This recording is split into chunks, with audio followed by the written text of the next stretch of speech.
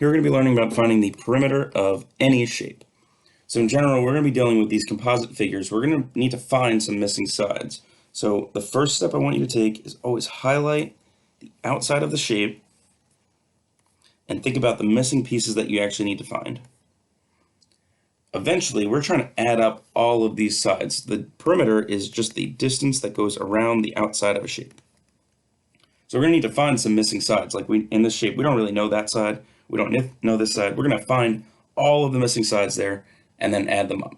This is not the same as area at all. We're not splitting this into shapes that we know and then finding the perimeter of those individually and then adding them together. For example, if I look at this rectangle right in the middle, let's say if I broke it down into this rectangle, and let's say this rectangle also. If I look at those shapes, if I found the perimeter of this rectangle, perimeter of a rectangle is 2L plus 2W. That's including all of the sides of this rectangle. But if I think about this, this part and this part are going to be included in that equation, but they're not included in the perimeter of this shape. I do not want to use the formulas at all for perimeter. There are two formulas that I'm going to use. Pythagorean theorem.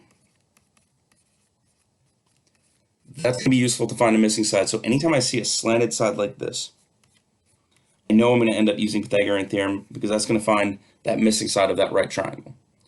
I might also end up using the circumference of a circle, which is either pi times diameter or 2 pi r. Both of those can help me find circumference.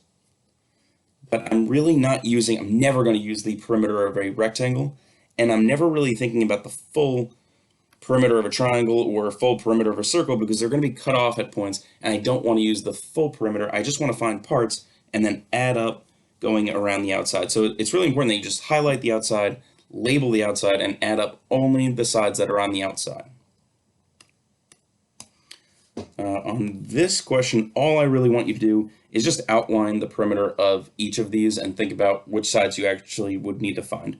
On this question, you're just highlighting the perimeter of each of those shapes.